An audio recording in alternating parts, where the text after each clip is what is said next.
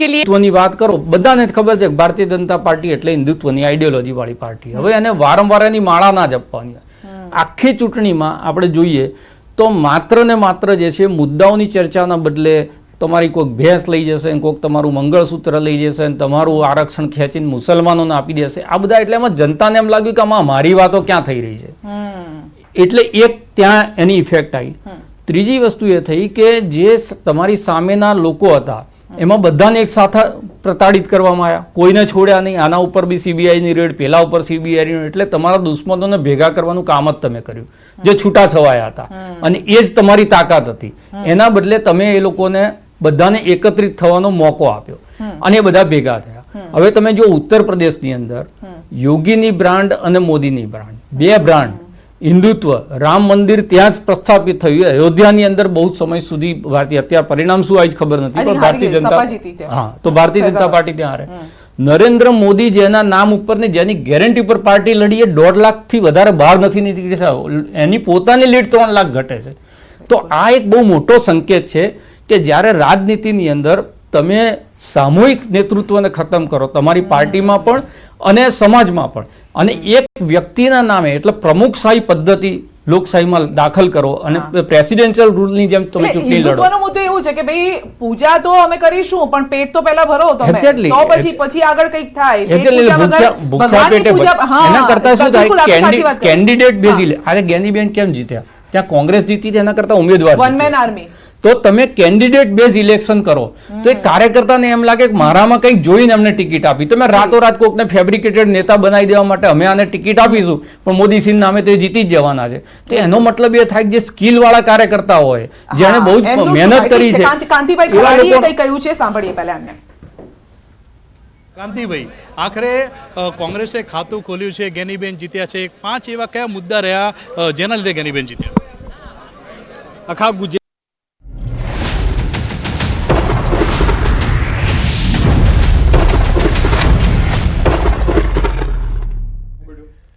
તો મોટા સમાચાર હાલમાં મળી રહ્યા છે. 273 એકલા હાથે બીજેપીને પાર કરવું અશક્ય જેવું હાલમાં જોવા મળી રહ્યું છે. સૌથી વધારે મહત્વની વાત જે જાણવા મળી રહી છે તે પ્રમાણે 10 વર્ષ પછી ભાજપને જબરો ધોબી પછાડ મળ્યો છે. મહારાષ્ટ્રમાં એનડીએ ગઠબંધન ભારે પડી ગયું તેવી જ પરિસ્થિતિ જોવા મળી રહી છે. હાલમાં કોંગ્રેસ માટે પોઝિટિવ સાઇન સાથે મહારાષ્ટ્રમાં જોવા મળ્યું છે. કોંગ્રેસ ઉદ્ધવ ઠાકરેની પાર્ટીના ગઠબંધન આગળ ચાલ્યું. મહાનગર મુંબઈમાં જબરો અપસેટ સર્જાઈ ગયો છે. જે જોરોશોરથી મતદાન જોવા મળ્યું તે અંદર જ અલગ કરંટ લઈને આવતો હતો તેવી પરિસ્થિતિ અહીંયા જોવા મળી રહી છે. મુંબઈમાં ભાજપના અગ્રણી પિયુષ ગોયલની જીત થઈ ચૂકી છે. જેઓ આગળ પાછળ ચાલી રહ્યા હતા તે પિયુષ ગોયલ જે લોકસભા લડ્યા આ વખતે, અને તેઓ જીતી ગયા છે. 2014 અને 2019માં ભાજપ ગઠબંધનની તમામ બેઠકો જીતી હતી. ગુજરાત કોંગ્રેસના પૂર્વ પ્રભારી ગાયકવાડનો વિજય હોવાની પણ જાણકારી મળી રહી છે. મહારાષ્ટ્રમાં ગાયકવાડ માંડ જીત્યા છે, હાલમાં એ જાણકારી મળી રહી છે. મુંબઈમાં ભાજપના અગ્રણી પિયુષ ગોયલ, જેમની મુંબઈ નોર્થથી જીત થઈ છે, અને હવે એ જે રસાકસીનો માહોલ હતો પિયુષ ગોયલની જીત પર પણ, તેની ઉપર પણ ચર્ચા કરીશું. નરેશભાઈ, તમારી પાસે આવીશ. અને આ વખતે જે મહારાષ્ટ્રની વાત કરીએ તો એવું કહેવાતું હતું કે જેની જીત થશે, કારણ કે શિવસેનાના 2 ફાંટા, એનસીપીના 2 ફાંટા, એટલે જે જીત છે તે અસલી શિવસેના અને અસલી એનસીપી. હવે આ જે આવ્યા છે પરિણામ, તેને આપ કેવી રીતે જોઈ રહ્યા છો? મહારાષ્ટ્રનું પરિણામ એ કંઈક ચોંકાવનારું આવશે એવું બધા કહી રહ્યા હતા, અને એ રીતે ચોંકાવનારું જ આવ્યું છે. એનું કારણ એ છે કે 5 વર્ષમાં મહારાષ્ટ્રની અંદર બહુ મોટી રાજકીય ઉથલપાથલ થઈ છે. તમે જુઓ, છેલ્લા 5 વર્ષની અંદર અજીત પવારને નાયબ મુખ્યપ્રધાન બનાવવાનો પ્રયાસ થયો, એ પાછા છટકીને પરત જતા રહ્યા, એટલે ફરી બીજી વાર પ્રયાસ કર્યો, એ આવી ગયા.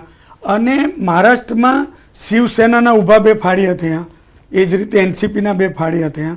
મને એવું લાગે છે કે મહારાષ્ટ્રમાં છે ને મતદારો અને પક્ષના કાર્યકરો આ બંને નારાજ હતા, અને એ નારાજગી આ પરિણામોમાં દેખાઈ રહી છે. એટલા માટે કે અસલી શિવસેના, નકલી શિવસેના, પછી એનસીપી અને મહારાષ્ટ્રની પ્રાઇડની જે વાત છે, આમચી મુંબઈ, આમચી મરાઠીવાળી જે વાત છે ને, એમને એવું લાગ્યું કે આ શું થઈ રહ્યું છે રાજકારણમાં. તમારે સત્તા મેળવી હોય તો તમે દલ બદલ કરી શકો, પણ તમે એક પાર્ટીના 2 ફાળિયા કરો તમે નિશાન છીનવી લો અને તમને આશ્ચર્ય થશે કે અત્યારે જે જીતી રહ્યા છે એમની પાસે ઓરિજિનલ નિશાન પણ નથી.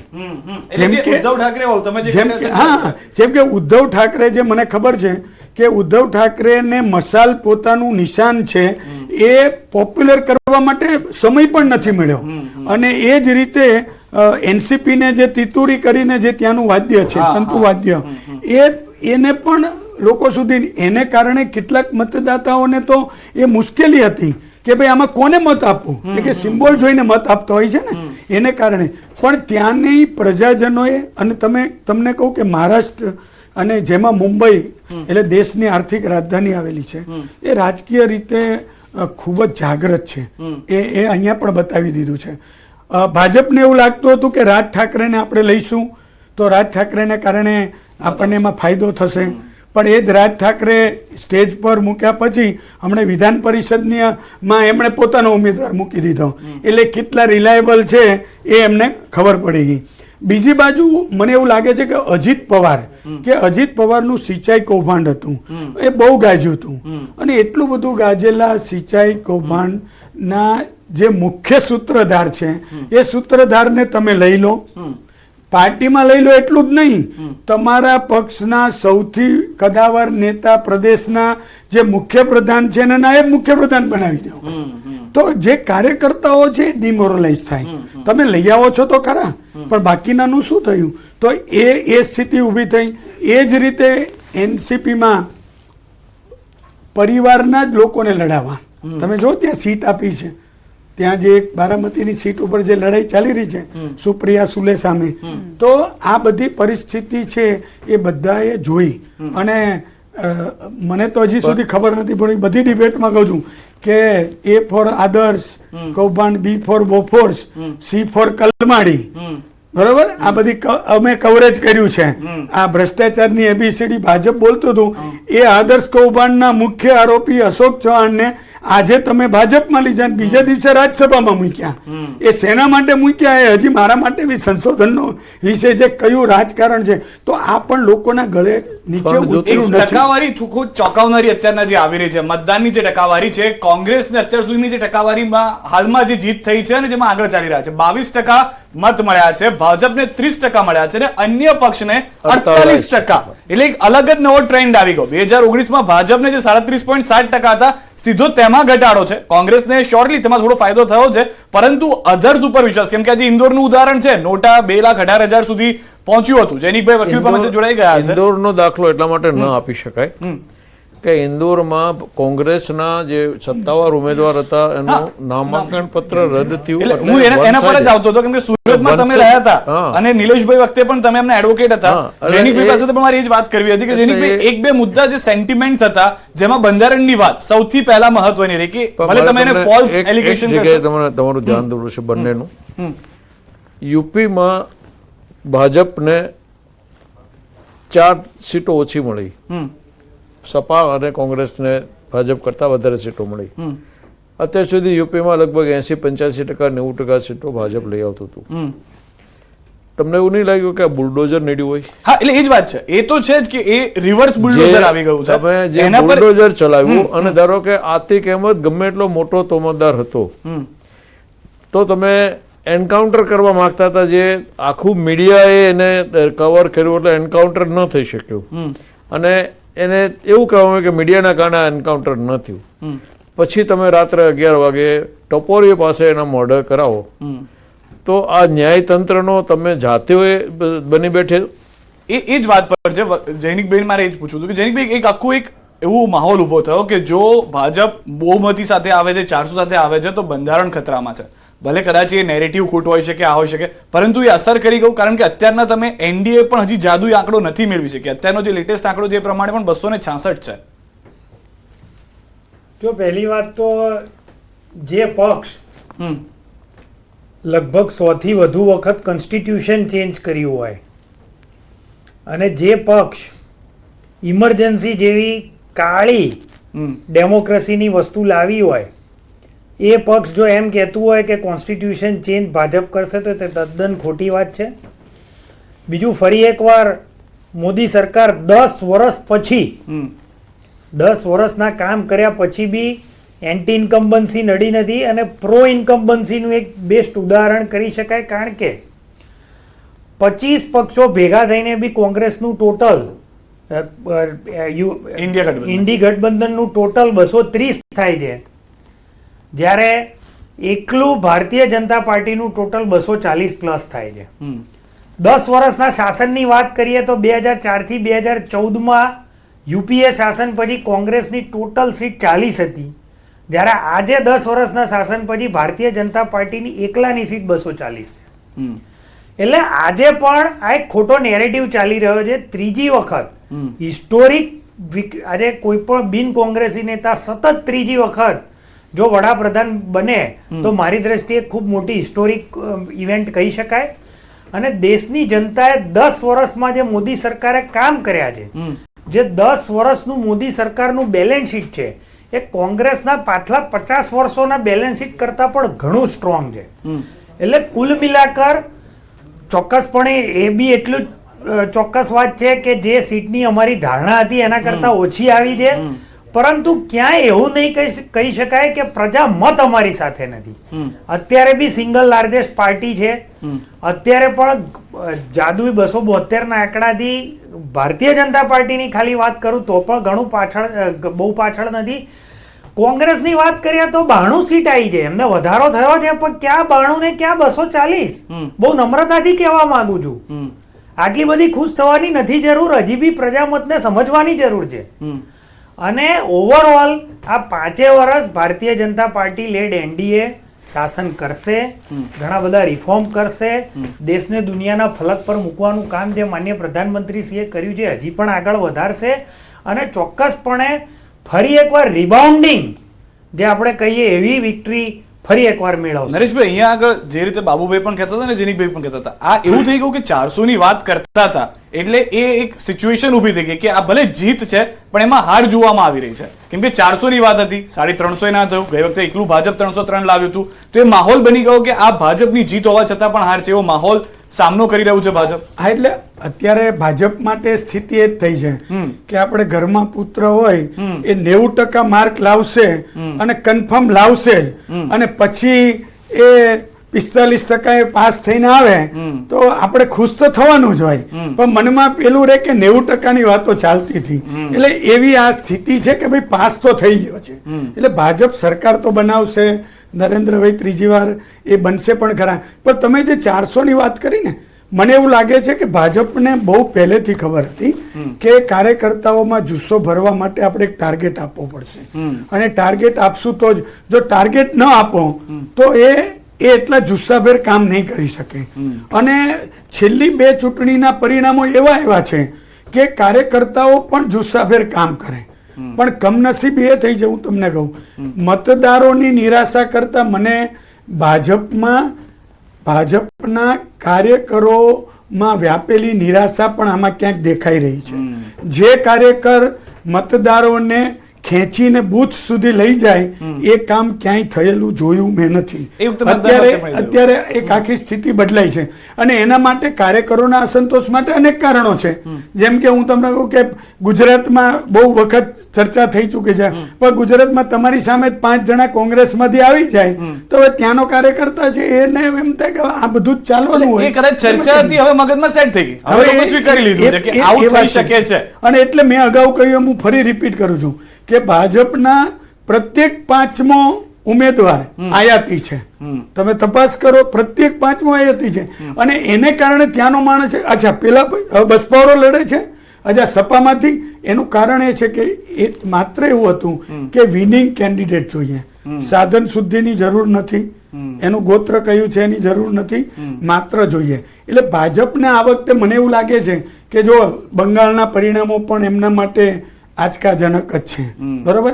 માત્ર એક જગ્યા એવી છે કે જેમાં ભાજપે એની ગણતરીમાં એ લોકો સફળ થયા છે ને, આંધ્રપ્રદેશ છે, કે જેમાં મધ્યપ્રદેશ પણ ખરું. હા, અને મધ્યપ્રદેશ, પણ મધ્યપ્રદેશ, રાજસ્થાન, ગુજરાત તો પૂરેપૂરી બેઠક મળી જાય એવું એમાં માની ચાલે અને મધ્યપ્રદેશ આવી જાય બરોબર, પણ આંધ્રપ્રદેશમાં ફરી ચંદ્રબાબુ નાયડુ આવે અને વિધાનસભામાં સરકાર બનાવે એટલે એ જે સ્થિતિ છે એટલે મેં કહ્યું ને કે સાઉથ મિશન 50 છે એ 50% સફળ થયું છે કે તમિલનાડુમાં કેરળમાં હજી ખાતું ખોલ્યું નથી, વોટ શેર વધ્યા છે કે નહીં હવે પછી આપણને ખબર પડશે. બાબુભાઈ, તમને એક સવાલ કે પંજાબમાં જેવી રીતે ગઠબંધન બંધબેસતું ના થયું અને પશ્ચિમ બંગાળમાં ના થયું, એવી રીતે અલગ અલગ ટીએમસી અને કોંગ્રેસ અલગ અલગ લડ્યા અને બહેરામપુરા પર તો જેવી રીતે યુસુફ પઠાણ જીતી ગયા અને અધીર રંજન ચૌધરી હારી ગયા, તો જો એ જે સ્ટેટ્સ છે તેમાં તમારું જે ગઠબંધન છે એ પ્રોપર રીતે થયું હોત તો આ 235ના આંકડાથી પણ તમે આગળ વધી ગયા હોત. શક્ય છે, કારણ કે જે રીતે વોટ શેર અત્યારે આપણે જોઈ રહ્યા છીએ એમાં જ્યાં કોંગ્રેસે ગઠબંધન નથી કર્યું ત્યાં કોંગ્રેસના મતો કપાયા છે, પણ આ ઇફ સેટ બટ છે. કારણ કે ધારો કે ગુજરાતની જ આપણે એક વાત કરીએ કે ક્ષત્રિય સમાજનો આટલા રોષ પછી એ મતમાં કન્વર્ટ ન થયા. 4 લાખ ક્ષત્રિયો એકસાથે ભેગા થયા, એ લોકોએ કસમ ખાધી. કદાચ ભાજપ અંદરથી કહેતું હતું કે અમારા માટે સારું છે અને કદાચ એ સારું પુરવાર કદાચ થયું પણ છે કે અમે તો આ જાણી જોઈને મુદ્દો ઊભો કર્યો હતો જેથી વોટર પોલરાઇઝેશન થાય, અને વોટ પોલરાઇઝેશન કદાચ થયું છે. એનું નુકસાન એમને યુપી અને રાજસ્થાનમાં એના ગુજરાતના ક્ષત્રિય આંદોલનના પડઘા રાજસ્થાનમાં પડ્યા અને યુપીમાં પણ પડ્યા. ત્યાં રાજપૂત સમાજો, મારે ઘણી બધા રાજપૂત સમાજના નેતાઓ સાથે વાત યુપીમાં પણ થઈ છે ને અહીંયા પણ થઈ છે. એટલે ત્યાં જે પડઘા પડ્યા એ ગુજરાતમાં ન પડ્યા. એટલે ગઠબંધન છે એ ગઠબંધનમાં ક્યાંક સારું પડે ક્યાંક નુકસાન પણ જાય. એ લૌકિક એટલે લોકલ અને ભૌગોલિક સ્થિતિ ઉપર આધાર હોય છે. ધારો ઘણા બધા રૂરલ એરિયામાં મતદારોમાં એક માન્યતા હોય છે કે એક ભાઈ અહીંયા હોય તો બીજો કે હું ત્યાં નહીં, એને વિચારસરણી લેવા દેવા નથી. એને સ્થાનિક પ્રશ્ન છે કે આ મારે ત્યાં આવી રીતે ઝઘડ્યો હતો એટલે એ જ્યાં હોય ત્યાં હું નહીં. પણ ઇન્ડિયા ગઠબંધનની સૌથી મોટી મારી દ્રષ્ટિએ જે મર્યાદા જે છે એ સૌથી મોટી એ છે કે એક તો ચહેરો નથી ઇન્ડિયા પાસે કે પ્રાઇમ મિનિસ્ટર કોણ બનશે, નેતા કોણ છે, પછીથી નક્કી કરીશું, પણ જે ચહેરાઓ સામે છે એમાં કોઈ મતદારોને વિશ્વાસ આવે એવી સ્થિતિ નથી. એટલે ઇન્ડિયા ગઠબંધનમાં જોડાયેલા મમતા છે એ કહેશે કે હું બહારથી ટેકો આપીશ, નહીં આપવું, શું છે એનું વલણ સ્પષ્ટ નથી. એટલે આ બધી જે અસમંજસ છે, અરવિંદ કેજરીવાલ છે પંજાબમાં સામે લડે છે, અહીંયા તમારે જોડે બેસીને લડે છે, તો મતદારોને તો કન્ફ્યુઝન થવાનું છે. ભાજપમાં એટલે કે એનડીએમાં એક વાત સ્પષ્ટ હતી કે ભાઈ મુખ્ય વડાપ્રધાન કોણ બનશે, તો કે પ્રધાનમંત્રીનો ચહેરો નરેન્દ્ર મોદી છે અને બધાની એક વાત તો નિશ્ચિત છે, ભલે આ બધી પરિણામો જે આવ્યા, મતોની ટકાવારી ઘટી જે હોય તે, પણ સ્થિર શાસન કોઈ આપી શકે એમ છે તો એ એનડીએ આપશે અને નરેન્દ્ર મોદી આપશે.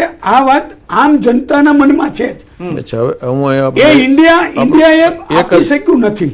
હું તમને એક જ વાર રોકું, આ સ્થિતિ 1998માં ભાજપની નહોતી.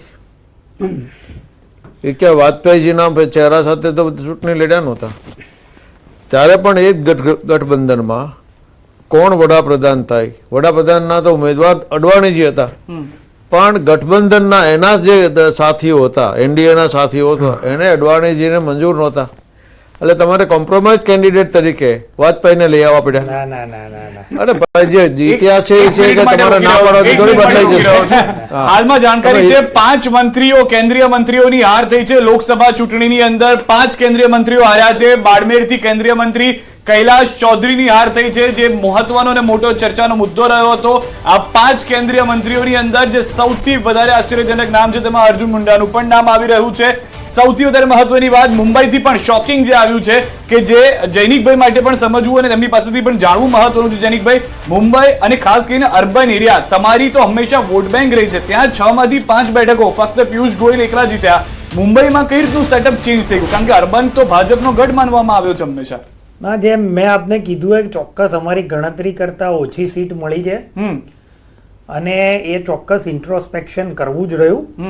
પરંતુ તમે જુઓ કે જે મેં આપને પહેલા પણ કીધું કે એક ઓવરઓલ મતદારોએ આખા હિન્દુસ્તાનની વાત કરીએ તો મતદારોએ નરેન્દ્રભાઈ મોદીને શાસન પર મોહર મારી છે અને અત્યારે એનડીએ લગભગ 294 થી 295 જેટલી સીટ બતાવે છે તો એક મારી દ્રષ્ટિએ ખૂબ મોટો વિજય કહેવાય અને ત્રીજી વખત સળંગ શાસનમાં બેસવું એક ઐતિહાસિક ઇવેન્ટ કહી શકાય અને તમે 10 વર્ષના કામને જુઓ ને આગામી 2047 સુધીનું વિઝન 5 વર્ષનો તો એક્શન પ્લાન તૈયાર છે આગામી 100 દિવસનો પણ એક્શન પ્લાન તૈયાર છે ઇકોનોમીની દ્રષ્ટિએ જુઓ કે ભ્રષ્ટાચાર મુક્ત 10 વર્ષમાં ભારતને કર્યું હોય તો બધી જ રીતે પ્રધાનમંત્રીશ્રીએ ખૂબ કામ કર્યું છે અને આ કામનો ચોક્કસપણે રિવોર્ડ મળ્યો છે હા જોઈએ એટલો રિવોર્ડ નથી મળ્યો એ પણ હું કબૂલું છું પરંતુ આગામી દિવસોમાં 5 વર્ષમાં ભારતીય જનતા પાર્ટી અને એનડીએની આ જે સરકાર છે માનનીય પ્રધાનમંત્રી શ્રી નરેન્દ્ર મોદી ફરી એકવાર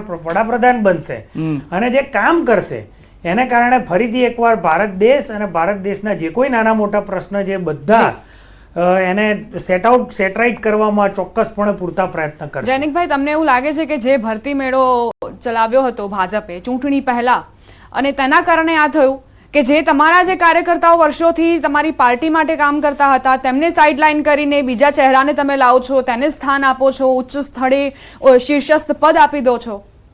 જો ગુજરાતની વાત કરીએ આપણે તો ગુજરાતમાં સળંગ 30 વર્ષ ઉપરથી ભારતીય જનતા પાર્ટીનું શાસન છે. બધી જ મહાનગરપાલિકા, પંચાયત લગભગ 95%, વિધાનસભામાં 156 બેઠકો અને ત્રીજી વખત 26 માંથી 26 બેઠકો પૂરેપૂરી અને ત્રીજી વખત 25 બેઠકો આવી છે. મારી દ્રષ્ટિએ ખૂબ મોટી વાત કહેવાય. કદાચ એક બેઠક નથી આવી એનું દુઃખ પણ છે, પરંતુ તમે વિચારો કે ક્યાંય કોંગ્રેસ, મને કોંગ્રેસ ખુશ થાય એની સામે મને કોઈ વાંધો નથી, ચોક્કસપણે ખુશ થઈ શકે, પરંતુ આપ વિચારો ક્યાં પિક્ચરમાં જ છે કશે આજે 25 બેઠકો ત્રીજી વખત લાવી, 2 વાર 26 ને 1 વાર 25, બહુ મોટી વાત કહેવાય અને બધી જ ચૂંટણીઓમાં ભારતીય જનતા પાર્ટીનો વિજય. આજે પણ ગુજરાતમાં લગભગ 62% જેટલો વોટ શેર ભારતીય જનતા પાર્ટીને મળ્યો છે. તમે આટલી બધી 25 પાર્ટીઓ ભેગી થઈને બી જો આખા ટોટલ 230 સીટ નથી લઈ શકતા.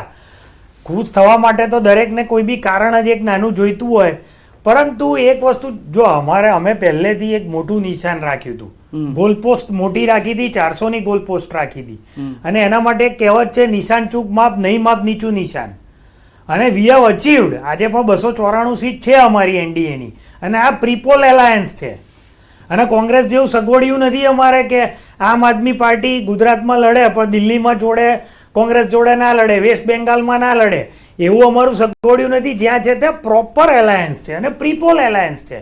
હવે કોંગ્રેસ આમાં ક્વેશ્ચન માર્ક કરે અને બીજું કોંગ્રેસ જ્યારે પોતાની આ વાત કરે છે ત્યારે આ હમણાં બી મેં રાહુલ ગાંધીજીની સ્પીચ સાંભળી, એ સ્પીચમાં એ બોલ્યા કે અમારા બેંક ખાતા ફ્રીઝ કરે. અરે ભાઈ, ઇન્કમ ટેક્સમાં તમે 105 કરોડ રૂપિયા ભર્યા નહોતા, 2018-19નો કેસ હતો, તમે અપીલમાં હાર્યા હતા, તમે ટ્રિબ્યુનલમાં હાર્યા હતા, તમે હાઈકોર્ટમાં હાર્યા હતા, એ પછી તમારે 135 કરોડ ભરવાના આવ્યા તો એટલા પૂરતું જ કર્યું છે. અને જો બેંક ખાતા ફ્રીઝ કર્યા હોય તો તમે પ્રાઇવેટ જેટમાં મુસાફરી કઈ રીતે કરતા હતા? એક મોટી વાત ભ્રષ્ટાચારના 10 વર્ષના રૂપિયા ક્યાં ગયા? નરેશભાઈ, આપણે એવું થતું હતું કે આવા મુદ્દાઓ જ્યારે કોંગ્રેસ તરફથી ઉઠાવવામાં આવતા હતા ને પરિણામ નહોતું આવતું, તો આપણે એવું કહેતા કે કોંગ્રેસે સમજાવવામાં નિષ્ફળ રહ્યું, આ કહેવામાં નિષ્ફળ રહ્યું. આ વખતે ભાજપે, પ્રધાનમંત્રીએ પણ કહ્યું કે ભાઈ સીબીઆઈ નો અમે ખોટો ઉપયોગ નથી કરી રહ્યા કે ઈડી નો ખોટો ઉપયોગ નથી કરી રહ્યા, પણ એ માહોલ તો બન્યો હતો કે ખોટો ઉપયોગ થઈ રહ્યો છે. આ વખતના કદાચ આંકડા એવા રહ્યા કે જે ભાજપ સમજાવવામાં પબ્લિકને નિષ્ફળ રહ્યું કે અમે ખોટો ઉપયોગ નથી કરતા. ને એમાં એવું છે કે પ્રચાર માધ્યમોમાં જે રીતે સમાચારો આવે અને સતત આવે, માત્ર આવે નહીં, રિપીટેડલી વાત આવતી હોય છે, તો એમાં 100 કેસ હોય એમાં એક કેસ પોલિટિકલ હોય, તો એ 99 કેસમાં કોણ છે એની બદલે એ એક કેસ ઉપર સૌથી વધુ ચર્ચા ચાલતી હોય અને એની અસર સીધી મતદારો પર પડતી હોય છે. એટલે એવું લાગે કે તમે આને ખોટો પકડ્યો છે. એક્ઝેક્ટલી તમે આને, જેમ કે હું તમને કહું કે આપના નેતાઓ ને જે રીતે લીકર પોલિસીમાં પકડ્યા છે એમાં આપણે તેલંગાનામાંથી કવિતા પણ એમાં છે, બરોબર છે, અને જે રીતે આખી ચાલ છે એનો તમે ડિટેલ અભ્યાસ કરો તો તમને એવું લાગે ક્યાંક તો આ લોકો દોષિત છે, હા. ડાયરેક્ટ નહીં પણ ઇનડાયરેક્ટ ઓકે નિર્ણયો લેવામાં, કે છેલ્લે તો નિર્ણયો લેવામાં જ થાય ને. આપણે રાજકોટની ઘટનામાં કલેક્ટર છે એ ત્યાં થોડો ચોકી બેરો કરે છે, પણ નિર્ણય લેવામાં એ હોય તો એને તમે દંડ કરો. તો એ રીતે ક્યાંક ને ક્યાંક છે જ. અને એની સામે, અને તમને બીજું એક વાત કહું કે ઈડી CBI ની જ્યારે વાત ચાલતી હોય છે ને, ત્યારે મારું એવું માનવું છે કે હજી પણ આ દેશમાં સુપ્રીમ કોર્ટ છે, અને સુપ્રીમ કોર્ટમાં બધા જાય છે, અને સુપ્રીમ કોર્ટ છે એને સાંભળે છે, અને પારદર્શિતાની રીતે, હવે તો કોર્ટમાં પણ લાઈવ હોય છે શું ચાલી રહ્યું છે, તમે લાઈવ જોઈ શકો છો. તો એ તમારી પાસે એ પણ રસ્તો એક ખુલ્લો છે, એવું તો છે નહીં કે તમે એમાં ન જઈ શકો, અને તમે ત્યાંથી જાણી શકો છો કે આમાં શું શક્ય બન્યું છે. એકાદ કેસમાં પોલિટિકલ કિન્નાખોરી રાખવામાં આવે તો હવે આ તો બધું ભૂતકાળમાં કોંગ્રેસે કેટલી કિન્નાખોરી રાખી છે એનોય લાંબો ઇતિહાસ છે. આ 10 વર્ષની સરખામણીમાં બહુ મોટો ઇતિહાસ છે, એટલે એમાં કોઈ અને કટોકટીનો સમયગાળો છે ને, એમાં તો એવું હતું કે તમે કોર્ટમાં ના જઈ શકો ને કોઈની પાસે. હું તમને પહેલા એ જ સાંભળતો હતો કે જે લોકોએ કદાચ 10 વર્ષ પહેલાનું નથી જોયેલું શાસન, કદાચ એ લોકોને એક્સ્ટ્રીમ લાગતું હોય. હું તમને એક વાત કરું, બાબુભાઈ મારી સાથે સહમત થશે. મેં તો રિપોર્ટિંગ કર્યું છે 85 થી, બરોબર છે. રથયાત્રામાં તોફાન, કર્ફ્યુ, મારા દીકરા દીકરીને કર્ફ્યુ શું છે ખબર નથી. કેમ નથી ખબર? મને ખબર છે કે હું જર્નલિઝમમાં કર્ફ્યુ વખતે કેવી રીતે રિપોર્ટિંગ કરવું, તોફાનમાં કેમ રિપોર્ટિંગ કરવું, હું ગુજરાત યુનિવર્સિટીના પત્રકારત્વ વિભાગમાં ભણાવતો હતો. આજે મારે ભણાવવાની જરૂર જ નથી, એટલા માટે કે એમને કર્ફ્યુ નથી જોયો, એમણે તોફાનો પણ નથી જોયા. તો હવે આ તો લોકો જોશે ને. 1 મહિના સુધી તમને દૂધ ન મળે. હું રખિયાલ 4 રસ્તામાં રહેલો છું, મને ખબર છે ત્યાં 1 મહિના સુધી તમને કઈ ન મળે. તો પોળમાં રહેનારા બધા લોકોને આ ખબર છે. તો બધાને આ સ્થિતિની ખબર છે. હમણાં ઉત્તર પ્રદેશની જ્યારે આ વાત કરી રહ્યા હતા બાબુભાઈ, ત્યારે મેં એમને વચ્ચે રોક્યા નહીં, પણ જે દબંગઈ, એમણે એમ કીધું કે એન્કાઉન્ટર કરી નાખશે. સાહેબ, જે દબંગઈ ત્યાંના સપાના ગુંડાઓએ જે કરી છે, હું તમને કહું, એના પેપરોને પેપર ભરાયા છે, અને કોર્ટમાં એ બધા હારી ગયા છે. લોકોએ આ જોયું છે. એટલે બુલડોઝરને કારણે યોગીને કે ઉત્તર પ્રદેશને મુશ્કેલી ઊભી થઈ છે એવું માનવાને કોઈ કારણ નથી.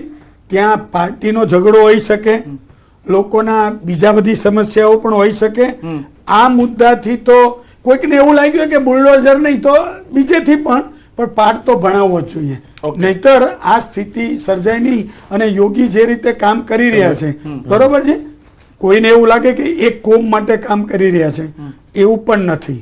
તમે જો અયોધ્યાના પરિણામ અલગ આવ્યા છે, અયોધ્યાનું પરિણામ આખું અલગ આવ્યું છે, એટલે તમે એવું માની ના શકો કે આજ થવાનું છે. એટલે 10 વર્ષ પહેલા જેમણે જોયું નથી ને આ દેશમાં, મને તમે કહો કે છેલ્લા 10 વર્ષમાં બોમ્બ વિસ્ફોટ થયો એવી મને ઘટના બતાવો, અને એ પહેલાના 20 વર્ષનો ઇતિહાસ કાઢો. તો પ્રજાને શું જોઈએ છે? પ્રજાને આ સ્થિતિ જોઈએ છે, એમના માટે આ જોઈએ.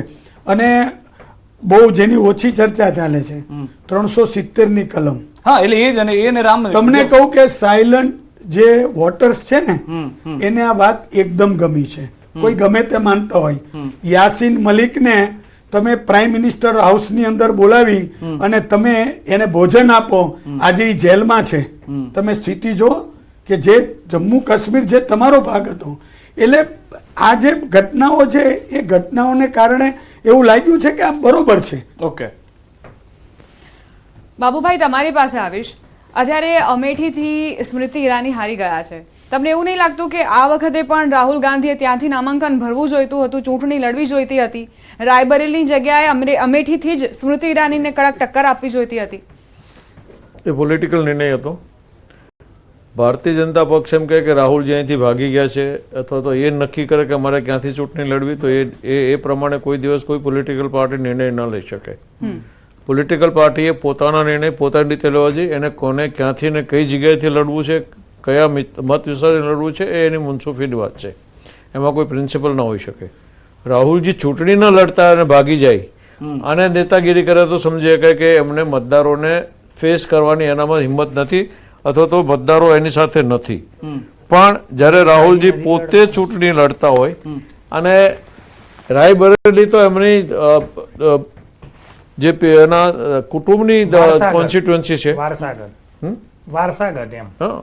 એટલે વારસા એટલે કુટુંબમાં અને જ્યાંથી એ લડતા આવ્યા છે. રાયબરેલી એમનું ગઢ કહેવાય કે એમનું ઘર કહેવાય, એ ખોટું નથી. પણ રાયબરેલીમાંથી ચૂંટણી લડ્યા કે વાયનાડમાંથી લડ્યા, એ તો કોઈ પણ નેતાને પોતાને તમે કેમ ભાઈ રૂપાલાને અમરેલીમાંથી રાજકોટ મોકલી દીધા, ત્યાં કોઈ ના બોલ્યું. માંડવિયાને તમે ભાવનગરમાંથી તમે પોરબંદર મોકલો છો, ત્યાં નથી થતું કે અહીંયા ભાગીને અહીંયા લડવા કે. ઠીક છે, એ પોલિટિકલ પાર્ટીનો પોલિટિકલ નિર્ણય હોઈ શકે. Okay okay.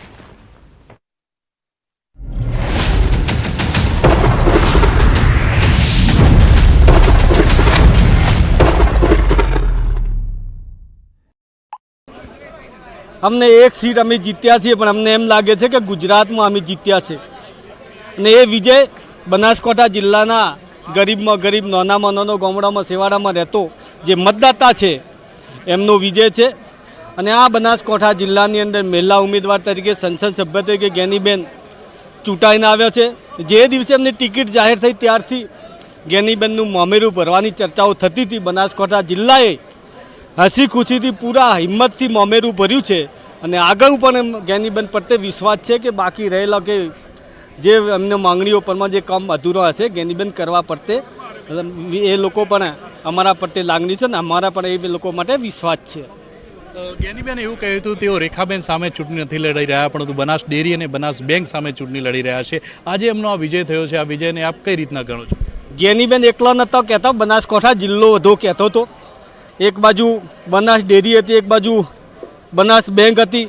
એના સામે બનાસકાંઠાનો જંગ સેવાડા બેઠેલી જે મતદાતાઓ છે એ બધા જ બનાસકાંઠાવાસીઓ ચૂંટણી લડતા હતા.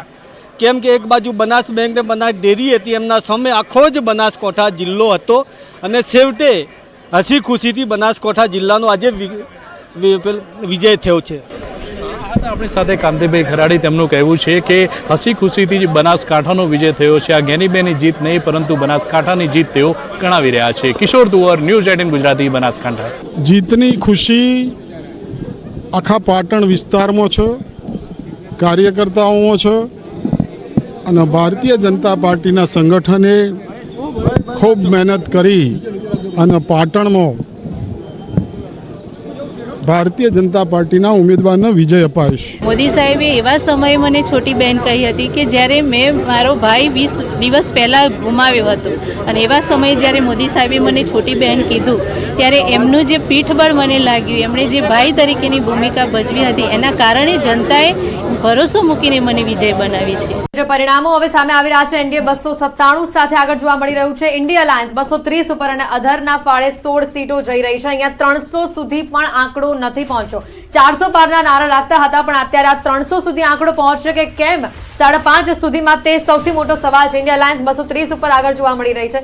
ટક્કર જે જોવા મળશે તેવી કોંગ્રેસ તરફથી વારંવાર વાતો આવતી હતી, અને એવી જ વાતો રૂપે આ પરિણામ અત્યારે સામે આવી રહ્યું છે. બિલકુલ 230 સીટ, પરંતુ જે અમે હમણાં જ વાત કરી, શ્રદ્ધાબેન પણ આપણી સાથે છે કે 300 સુધી તમે નથી પહોંચી રહ્યા. 400 નો ભલે નારો આપ્યો હોય, સવાલ અહીંયા એ છે કે સરકાર કેવી રીતે બનશે અને શું? જો એક વસ્તુ છે કે આપણે સ્વતંત્ર ભારતના ઇતિહાસમાં જોઈએ તો એક લાંબો સમય આપણે જોયું હતું કે જ્યારે પ્રધાનમંત્રી નહેરુજી હતા, પ્રધાનમંત્રી ઇન્દિરાજી હતા, ત્યારે એબ્સોલ્યુટ મેજોરિટી કોંગ્રેસની હતી. એના પછી અમારી ભારતીય જનતા પાર્ટીની એનડીએની વાજપેયી જે અમારા ફર્સ્ટ પ્રધાનમંત્રી બન્યા ત્યારે અમારી એબ્સોલ્યુટ. ટીવી ઇતિહાસમાં પહેલીવાર ના સ્ટુડિયોમાંથી ના જાહેર રસ્તા પર, આ વખતે ન્યૂઝ 18 ગુજરાતી પર ચર્ચાના મંચનું નવું સરનામું. હરતા ફરતા ક્રૂઝ પરથી ચૂંટણી પરિણામની ચર્ચા. જુઓ મહાસંગ્રામ આજે રાત્રે 8 કલાકે.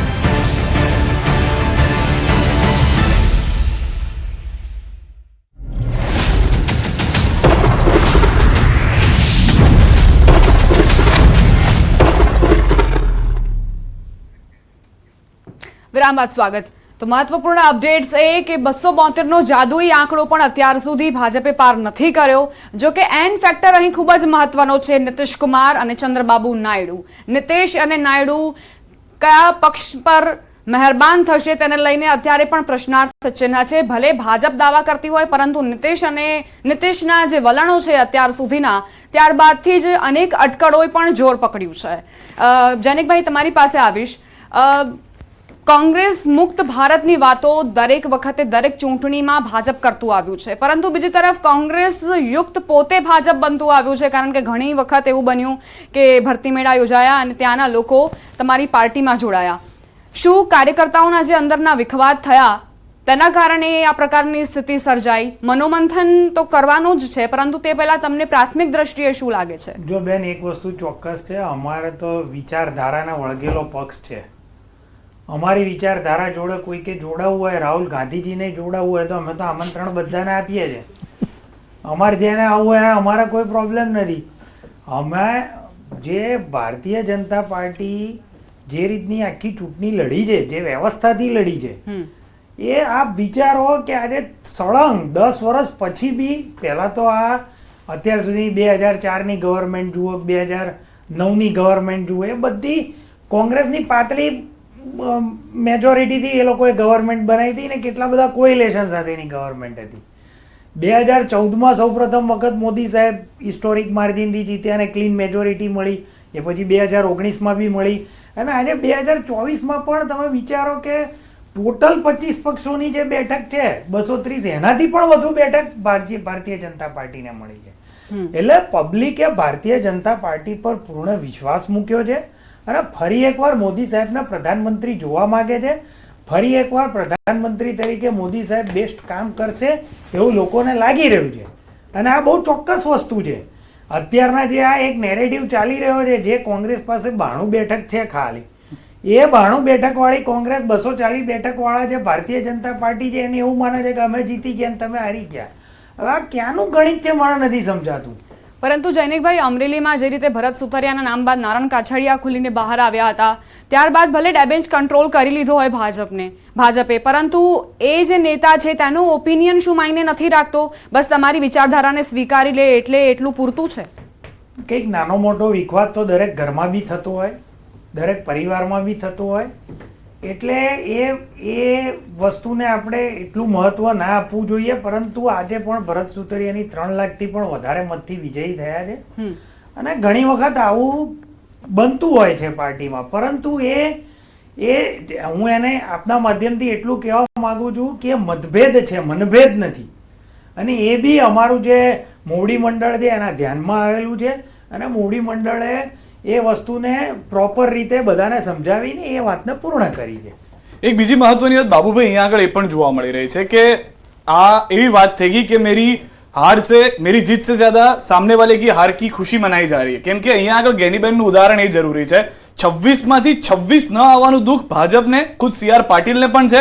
એકમાત્ર મર્દબાઈ જેને કહેવામાં આવી ગેનીબેન, એણે બનાસકાંઠામાં ઉભા રહી ગયા અને કહી દીધું કે ક્લીન સ્વીપ નહીં આપીએ. કોંગ્રેસે આ વખતની જે સ્ટ્રેટેજી વાપરી એ ફાયદાકારક રહી કે જે નાના નાના પોકેટ્સ અથવા જ્યાં જરૂરી છે, જ્યાં આગળ પ્રયાસ ગુજરાતમાં કરવાની જરૂર છે, ત્યાં આગળ કરીને એ લોકોએ જીતીને બતાવવાનો પ્રયાસ કર્યો. કેમ કે લીડ પાટણમાં પણ ઓછી છે અને અહીંયા પણ ઓછી જોવા મળી રહી છે. જો ભારતીય જનતા પક્ષ જ્યારે ચૂંટણી નહોતી ને એટલે 156 જીત્યા, ત્યારથી એની સ્ટ્રેટેજી એવી કે કોંગ્રેસનું ગુજરાતમાં અસ્તિત્વ જ ન રહે, અને એ રીતે કોંગ્રેસના જે પાયાના અને મજબૂત કાર્યકરો હતા એને દબડાવી ધમકાવીને કે જે રીતે કરીને એને પક્ષ પલટો કરાવ્યો. 156ની બહુમતીવાળા પક્ષને બીજા 5 ધારાસભ્યોની જરૂર નહોતી. 156 ને 162 કર્યા, બરોબર. આ જે રીત એની અજમાવી એને પછી એ કહેવા માંગતા હતા કે કોંગ્રેસ ખતમ થઈ ગઈ છે ગુજરાતમાં, કોંગ્રેસને કોઈ સારો ઉમેદવાર પણ નહીં મળે. પણ તમે જોયું કે 26 ઉમેદવારો જે કોંગ્રેસે મૂક્યા છે એ મજબૂત ઉમેદવારો મૂક્યા છે. ભલે એને પ્રજાનો સાથ એટલો નથી મળ્યો, પણ તમે ઉમેદવાર નથી સારા મૂકી શક્યા, અથવા તો તમને ઉમેદવાર નથી મળ્યા. અમે 1995માં પાવર્સ ગુમાવ્યો છે, આજે 29 વર્ષ થયા. અમારે જનાધાર મેળવવા માટે હજી વધારે સખત મહેનત કરવી પડશે, કરશું. મહેનત કરીએ છીએ, એનું પરિણામ અમારા 17% મત થઈ ગયા હતા, એના આજે અમે 31% પહોંચ્યા છીએ. 31%થી 39% પહોંચવું એટલે પરિણામ આનાથી જુદું હશે. પણ એના માટે અમારે હજી 4 વર્ષ રાહ જોવાની છે. અમે 2027માં શું ઉકાળશું એ તો 2027 તમે લોકસભા પણ લડેલા છો, તમે પ્રયાસ કરેલા છે જ્યારે કોંગ્રેસમાં હતા ત્યારે, એની કરતા એક અલગ પરિવર્તન અથવા જોમ કે જુસ્સો આવી જશે એવું લાગી રહ્યું છે જે હાલના પરિણામ છે? થોડી નિરાશા હતી, 156 થી સ્વાભાવિક રીતે મોરાલ ઉપર અસર થઈ હતી, પરંતુ આ પરિણામ એવા છે કે જે બદલાવ લાવશે. શક્તિસિંહ ખુદ કહ્યું કે ગેનીબેન એકલા નથી જીત્યા, તેણે ગુજરાતમાં કોંગ્રેસને જીતાડી છે. જુઓ, ભારતીય જનતા પક્ષને તમારે જુઓ તો 2002ની ચૂંટણી પછી જે માહોલ હતો આપણે એની ચર્ચામાં નથી પડતું, બહુ કોન્ટ્રાવર્શિયલ છે. 2007માં પણ ભારતીય જનતા પક્ષને લડવા માટે ફાંફા પડ્યા હતા. અસંતોષ જે હતા એની મુવમેન્ટ લઈને હું એકલા હાથે ફેર્યો હતો. બરોબર. 2012ની ચૂંટણી એના માટે સરળ હતી, 2017ની ચૂંટણી સરળ નહોતી. બરોબર. 2022ની ચૂંટણી એના માટે વધારે સરળ પડી, 156 સીટો આવી. 2027ની એટલી સરળ નહીં હોય. એનું કારણ 2024નું આ પરિણામ? એના કારણ ઘણા બધા હશે. કોંગ્રેસ રિવાઇવ થઈ છે, કોંગ્રેસમાં પોતાની ભૂલો જે છે એ કોંગ્રેસ સુધારવાનો પ્રયત્ન કરે છે. કોંગ્રેસમાં જે અમારા કેટલાક કાર્યકર મિત્રો હતા જે અમને પોતાને જ હરાવતા હતા, એનાથી કદાચ અમે મુક્ત થઈ ગયા છીએ. અને જૈનિકભાઈ, અહીંયા આગળ પાટીલ સાહેબનું પણ સ્ટેટમેન્ટ આવ્યું હતું, પ્રેસ કોન્ફરન્સ પણ આવી હતી, કહ્યું કે કદાચ અમારા કોઈ કાર્યોમાં કોઈ પ્રયાસમાં કચાશ રહી હશે કે મતદાતાઓએ આશા ઓછી રાખી અથવા તો અહીંયા આગળ એક હાર થઈ તે ખૂચી રહી હતી. 5 લાખ પ્લસ ની વાત, એક હારની વાત નથી, એમ 5 લાખ ટાર્ગેટ જે 5 લાખ એમાં 4 જ સીટમાં 5 લાખ આવ્યા. એમને જે 5 લાખની વાત કરી હતી, સમીકરણ હતું કે વિધાનસભા દીઠ તેઓએ ગણીને કહ્યું હતું, પરંતુ એ નથી થયું અચીવ. એટલે ભાજપ માટે પહેલી વખત બહુ સમય બાદ આ લર્નિંગ પ્રોસેસ એ પણ ગુજરાતમાંથી શરૂ થવા જઈ રહી છે. ફરી એક વખત એવું લાગી રહ્યું છે. બાબુભાઈ કહ્યું કે 2002 બાદ પણ એ પરિણામ આવ્યા જ નહીં કે કોંગ્રેસ રિવાઇવ થઈ શકે અથવા સર્વાઈવ થઈ શકે, પરંતુ આ એવું પરિસ્થિતિ આવી ગઈ છે ફરી એક વખત. જો કોંગ્રેસ એવું માનતી હોય કે આ એક સીટ જીતી, ચોક્કસ અભિનંદન ગેનીબેનને, ખૂબ સરસ રીતે જીત્યા અને એમને અભિનંદન આપવા જ જોઈએ. પરંતુ જો એ માનતી હોય કે આ એક સીટથી કોંગ્રેસ રિવાઇવ થશે, તો કોંગ્રેસ રિવાઇવ એક સીટથી નહીં થઈ શકે. કોંગ્રેસ કોઈ દિવસ ઇલેક્શનના 10 દિવસ પહેલા સિવાય દેખાતી જ નથી. જ્યારે ભારતીય જનતા પાર્ટી તેના કાર્યકરો સતત 5 વર્ષ પ્રજાની વચ્ચે રહે છે. કોંગ્રેસે ઇન્ટ્રોસ્પેક્શન એ કરવાની જરૂર છે કે કેમ કોંગ્રેસને વોટ શેર નથી મળતો, કેમ કોંગ્રેસ 33 વર્ષથી ગુજરાતમાં આવતી નથી. તો એનું કારણ એ છે કે કોંગ્રેસમાં ફક્ત બધા નેતા જ છે, કોઈ નીચે ગ્રાઉન્ડ લેવલનું વર્ક કરતું નથી એમની નીતિ, નથી એમની નિયત. જ્યારે ભારતીય જનતા પાર્ટીને પ્રજાની જે નાડ કહીએ એ પારખેલી છે, લોકોના કામ કરવા, સતત પ્રજા વચ્ચે રહેવું, અને એટલે જ આ રિઝલ્ટ અમે અચીવ કરી શકીએ છીએ. આજે બાબુભાઈએ કીધું 2002, 2007, 2012, 2017માં તો કોંગ્રેસે કશું બાકી ના રાખ્યું. અલ્પેશ ઠાકોર થી લઈને બધા જે કોઈ બી હાર્દિક પટેલ ને એ બધાના જે કોઈ એજિટેશન થયા, બધા એજિટેશન ને કર્યા પછી બી ભારતીય જનતા પાર્ટીનો વિજય થયો. તો એ એજિટેશન પછી બી આજે ભારતીય જનતા પાર્ટી સ્ટ્રોંગ જ છે અને ફરી પાછી 22માં 156 સીટ આવી. તો 2027માં કોંગ્રેસને કઈ રીતે આ સીટ આવશે એનું ગણિત મને સમજાતું નથી. એ સીટ લાવવા માટે કોંગ્રેસે મહેનત કરવી પડે, એ વિચારધારા કેળવવી પડે જે કોંગ્રેસની મરી ચૂકી છે. કોંગ્રેસે ફક્ત એવું જ વિચારે છે કે ઇલેક્શન કઈ રીતે લડવાની, ઇલેક્શનમાંથી સત્તા કઈ રીતે ખેંચવી. એમ સત્તા ના મળે. આજે બી કોંગ્રેસ આટલી બધી ખુશ છે, સરસ છે, 45 ની 44 ની 90 થઈ, પણ 92 સીટ છે. ગ્રાન્ડ ઓલ્ડ પાર્ટી, 150 વર્ષના ઇતિહાસ વાળી પાર્ટી આજે બી 3 જગ્યાએ એમની જીતની ખુશી નથી, એમને તમને હરાવવાની ખુશી છે. બસ મેં પહેલા જ કીધું એમ, મેં આપને કીધું કે પ્રી પોલ એલાયન્સ છે, એનડીએ ની જ વાત છે, અને એનડીએ 293 સીટ છે, 21 સીટ હજી વધારે છે. કઈ રીતે તમે આ નેરેટિવ ચલાવો છો કે એ નેરેટિવ તમારી સાઈડ એવું કંઈક થઈ ગયું કે 400 અને 5 લાખ એમાં એમને મજા પડી?